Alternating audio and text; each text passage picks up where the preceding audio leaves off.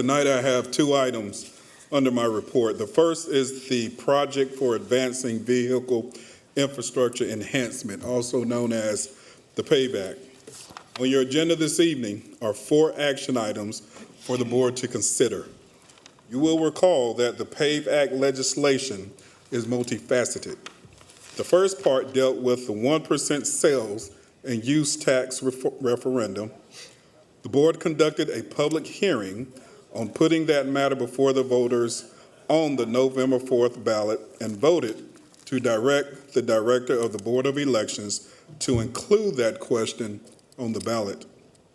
The second part of the act requires that if the referendum is successful, the county may begin the process to organize a metropolitan public transit authority with the revenue from the 1% sales and use tax increase. That authority will govern the 60% of the proceeds of the new transportation funds that are dedicated to transit and bus services. The items on the agenda tonight begin that process. The board just held the public hearing, and I am asking the board to approve the following items toward complying with the legislation. There is a memorandum of understanding that has to be executed setting forth the process to create the authority. The board will note that the 6 towns, as well as the city, have executed this memorandum. We will be asking the board to approve this document as well. The second document is the Articles of Incorporation for the organization of the authority. The legislation requires the board to approve Articles of Incorporation for the authority. Due to the time constraints, it is necessary to bring this before the board at this time, subject to the referendum passing. The third item is a resolution by the board authorizing the creation of the authority.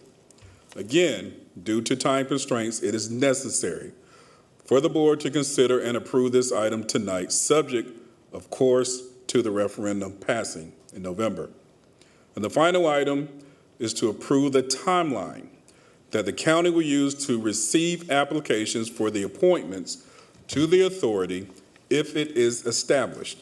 The MOU specifies the timeline to run from September 17th, 2025 through November 7th, 2025, which is 3 days after the referendum. The county's timeline would differ slightly from the MOU because the board will establish an ad hoc committee to interview those eligible applicants who are passed on from the clerk and attorney. The county's application timeline will open tomorrow, September 17th, and will run through October 13th, at which time it will close. All applicants meeting the minimum eligibility criteria will be passed on to the ad hoc interview committee for recommendations to the full board for the county's 6 trustee appointments, which will occur between November 8th and December 12th. The county's application is online, and anyone interested in being appointed is encouraged to apply beginning tomorrow. If the referendum passes, then the resolution will go into effect and the Articles of Incorporation will be filed and made effective, which will create the authority. If the referendum does not pass, then the resolution becomes null and void and the articles will not be filed. CATS will remain as it is, and governance will remain with the Metropolitan Transit Commission. Thank you, Mr. Chair. Thank you, Mr. Manager. So, colleagues, this is how I'd like to do this.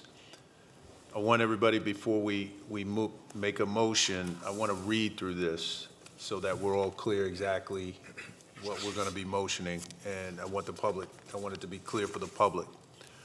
So at this time, I'll entertain a motion to, number 1, adopt a memorandum of understanding among and between the local government appointing authorities for the creation of an appointment process for the Mecklenburg Public Transportation Authority, MPTA. So move. Also, adopt a resolution authorizing the organization of a Metropolitan Public Transit Authority upon referendum approval. Next, adopt articles of incorporation upon referendum approval. And finally, approve county application period to run from September 17th, 2025 through October 13th, 2025. So move. It's been moved. Is there a second? Second. Yeah, second. It's been moved and seconded. Now, is there any unreadiness? No unreadiness, Mr. Chair, but just in the event, if somebody wanted to vote for some and not the other, do we want to divide the question? Do we want to bifurcate? I mean, is that, do you want to make a motion to do it? I'm just putting it out there, because if not, I expect everybody to. I didn't get any direction otherwise try that it. it needed to be divided up or bifurcated, so that's why I took it all at the same time. So thank you for raising that. Let me go to Commissioner Rodriguez-McDowell with a question. Well, I just wanted to express that I can't support the configuration of the MPTA. The largest metropolitan transit authority in the United States is in New York City and has 17 voting members for a system serving a population of over 15 million people.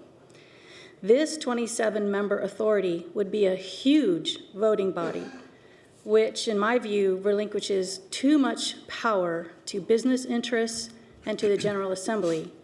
Together, they have 8 appointments for just those 2 groups, nearly a third.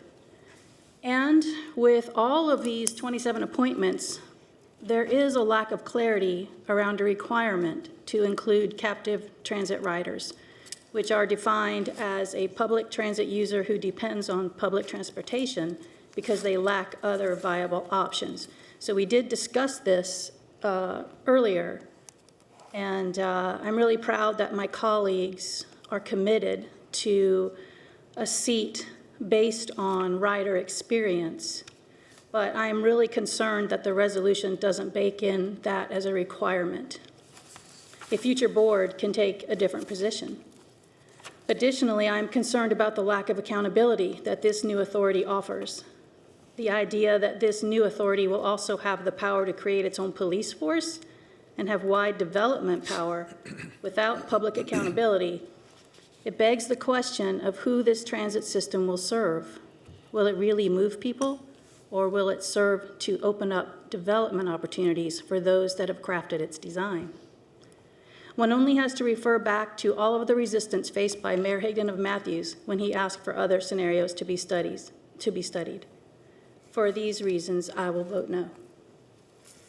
Thank you. Other comments? Commissioner Dunlap. Thank you, Mr. Chair. And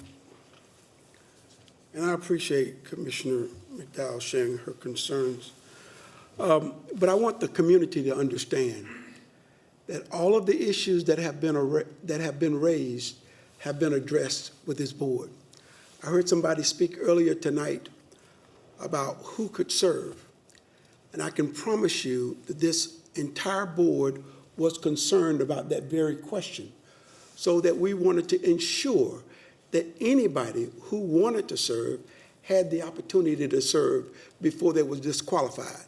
Now, the bottom line is there's a limited number as to how many people can serve.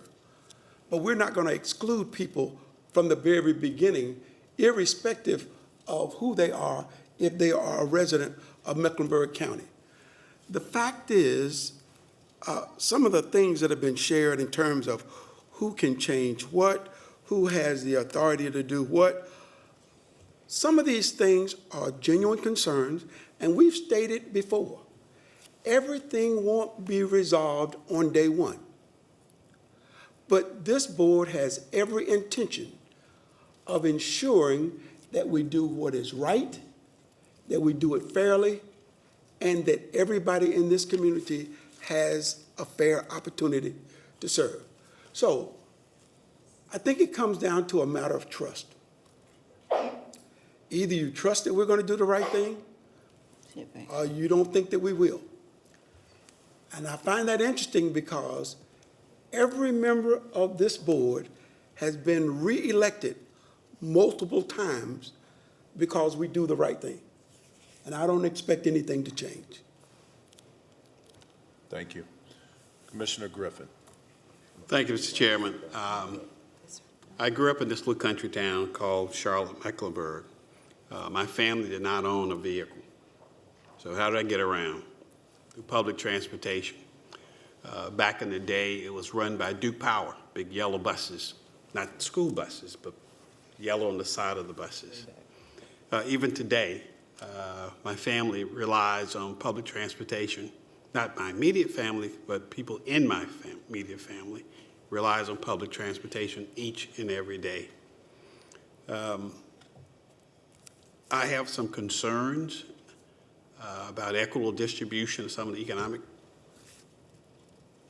about orphan roads, about governance. But I'm on the Mecklenburg County Board of Commissions, who's going to be appointing people to this body. The other municipalities, all 7 who signed the MOUs, are elected by the residents of Mecklenburg County. And if people send those folk back to those bodies, they'll be making those decisions. And all I can say is, based on who I am, about the fairness, about the just, I am going to continue being Arthur Griffin. And I'm going to work with the leadership in this town to make sure that this process works for all of the residents of Mecklenburg County each and every day. So I am going to support the resolutions that are articulated in processes this evening, and will continue to work to make sure that this is the best program and the best transit system that Charlotte Mecklenburg can offer all of its residents. And I'll continue to work hard to make sure that this is a fact rather than a Christmas wish. And I'm not going to be afraid to make tough decisions. And I'm going to call a spade when I see something wrong and inequitable. I think most of you who know me know I'll speak out to that. I've done that all of my electoral life, and I don't have any intentions to be a potted plant. So thank you, Mr. Chairman. Thank you. Commissioner Meyer. Thank you, Mr. Chair. I'm voting for this because in November, if it passes, we have to be ready for this board. We have to place the board. We can't, if this passes and we have already voted against this, we'll be scrambling and it's not going to be different. Do I want more people who ride the transit system more regularly? Yeah, I do. But I promise you, this board has spoken. We have worked together. That's why we were so late getting in here, because we want to make sure that the right people are eligible. And that's really important to this board. I am trusting this process because I trust this board so much. And I know every single one of them wants the right people on the it's long Metropolitan Public Transportation Authority. I promise you, and I really want to make sure that you understand, all those who spoke, that it is important to us to do the right thing. And I promise you, we're trying to do the right thing. Thank you. Thank you. Commissioner Leek. Let me first say thank you to this community for thinking about transportation that's been before us before. My district, which is District 2, are the greatest riders on the system process. And as I listened and watched this board and some of this board in other settings, disturbed me. And what disturbed me about the honesty and truthfulness of other issues that has been just as important. So I want to do the right thing that's going to make sure that if we pass this, that we will not have 1 or 2 or 3 people running it as they run everything else. If we elect and select people to sit and take care of transportation, 3 people are not going to run it, not 5 people. the numbers that is to be elected, and those persons must be honest with the public and not work behind closed doors to shut anybody out.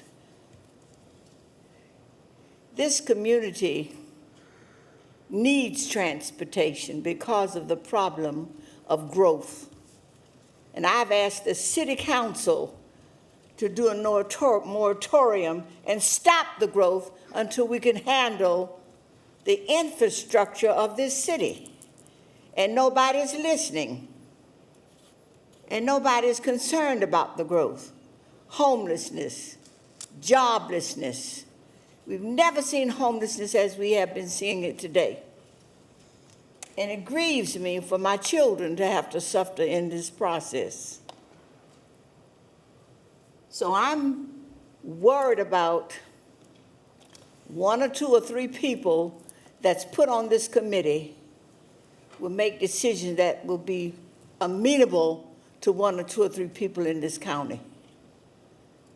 If we say we're going to work together, not as 5 people, but as 9 people, and not work behind closed doors to satisfy 2 or 3 people who lied to you in the process. I've seen it, I've heard it, and I've watched it across this county.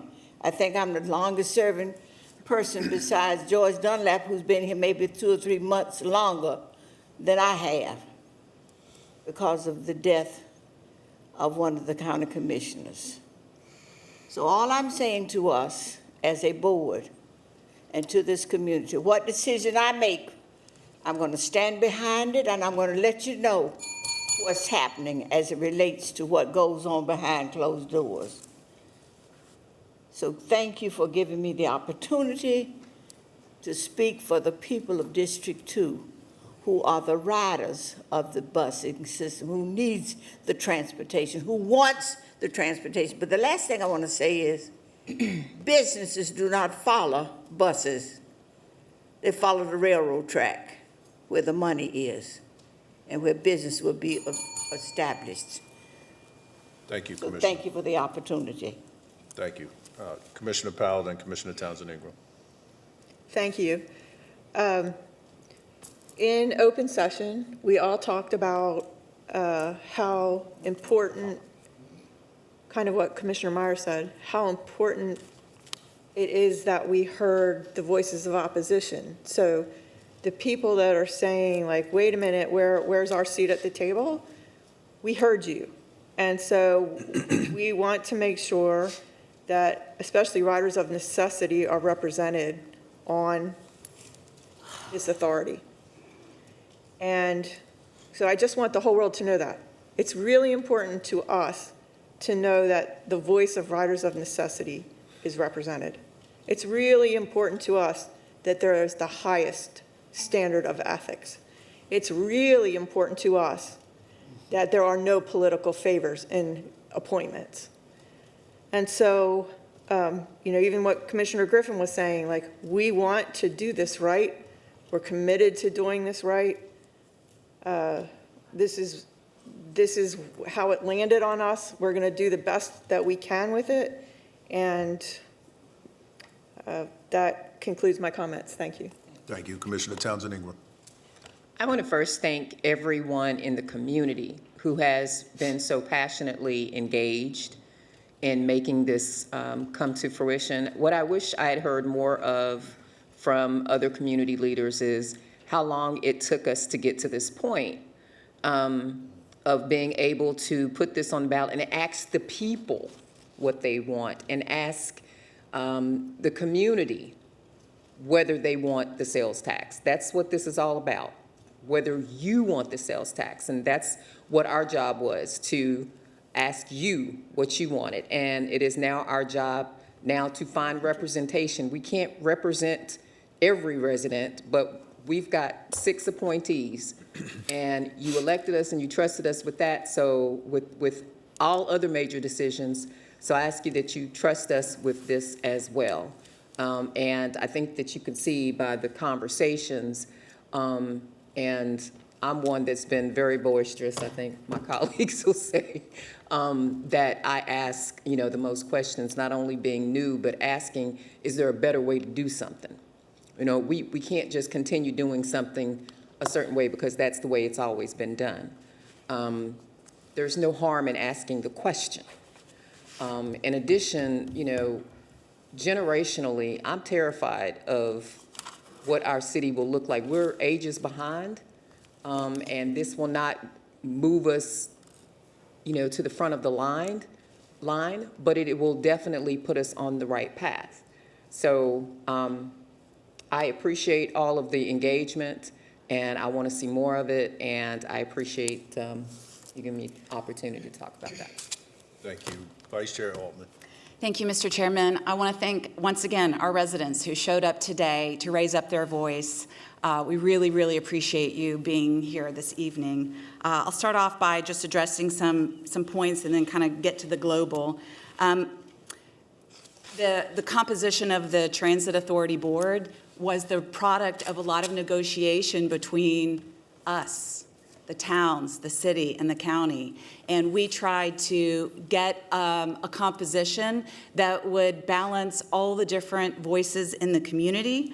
So, I don't know about this 8 number with the business community. City of Charlotte has 3 business appointments and then a small business appointment, which we want, because we want this authority that's going to have $24 billion book of business to know how to bring in small businesses in this community to make sure they benefit. County Commission only has 1 business appointment. Again, it has to be a small business owner. So that's a very different lens, and I think it's important the community know that. I am not concerned about the size of the Transit Authority because it was more important to balance all the different voices than to have a smaller board. And in fact, there are numerous transit authorities throughout the country, including Nashville and New York, that have similarly sized boards. I think that there's a lot of things we can have concerns about, but we don't want to keep moving the goalposts and finding new reasons to defeat this. I'm reminded by what former Secretary of Transportation Anthony Fox said recently about this here, which was some version of, we lose so much that sometimes we don't even recognize when we're finally winning. Yeah. Y'all, in the state of North Carolina, we are envied. We are envied because we have this ability to do this. No one else has achieved this yet. And there are a lot of other counties looking at us and talking to their representatives in the General Assembly saying, why not us too?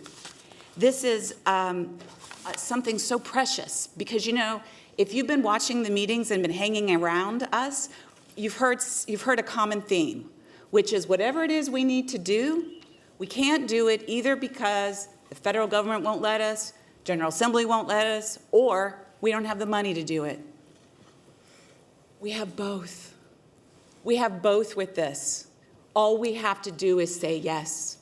And we have the ability, as Meg Fensel said so eloquently, to build a sustainable future in all the ways. So this is just a procedural vote to, in the event that the public approves this, that we are on track. But I couldn't miss the opportunity to remind us all of what's at stake here. And my hope is that our riders will come in droves and apply. We need all kinds of skill sets, but I hope that our riders will be the first at the door to apply because we can only appoint from the people who submit themselves. So I entreat this community, if you want to see riders on this board, riders need to apply, along with the other great skill sets we need to oversee a $24 billion project over 30 years. Thank you, Mr. Chairman. Thank you. So let me thank all of my colleagues. Because I think behind the scenes and in public, actually, we've had a really rigorous debate, exchange of thoughtful ideas, and it's been really meaningful. I think there's a misconception, though, that as we go through this process, and actually I don't think there is a misconception, as we go through this process, I think there are some who believe that people are sitting around twiddling their thumbs and just sort of waiting for a vote when people are actively working, engaging, trying to get ahead and make sure that the concerns are addressed. When we talk about displacement, I mean, we are having in-depth conversations, trying to, working to build frameworks around displacement, around opportunity, around the concerns that we all have. Those who are pro and con, I think in the rooms that I've been in, we all have the same concerns. Now, the way that we're addressing them is a lot different. Because some of us or believe that what we need to do is roll up our sleeves and get to work and make sure that we put things in place that actually address those things. And I think there are too many right now, as opposed to leaning in and trying to work together, are just not doing that. And that's not anything that I can control, but what I can control is what I do and how I work and who I work with. And so, again, I will challenge anyone in the community, no matter where you sit, no matter where you stand on this issue, if you want to make things better, if you want to be forward-thinking, if you want to lean in, I welcome you to the conversation. And actually, beyond the conversation, I welcome you to the work. Because at this point where we are, my Mecklenburg family, it is about the work. That's right. We have got to get to work. We have 157 people a day moving into this region. This ain't Mayberry. We have got to get to work. Where do you think we're going to be in 2040 and 2050? Waiting is not an option. But building out the framework the right way, addressing the items that I think are legitimate. There are legitimate concerns. I don't think anybody's sitting thinking like, oh, this is, I wouldn't do this way or, do things differently. That's okay. We don't have to be afraid of that or run from that. That's fine. But what we've got to do is what we have now is an opportunity, as been stated so eloquently. And what are we going to do with the opportunity? Are we going to squander it or are we going to make the most of it?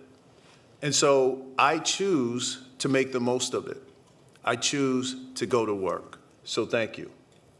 At this time, we've all been heard.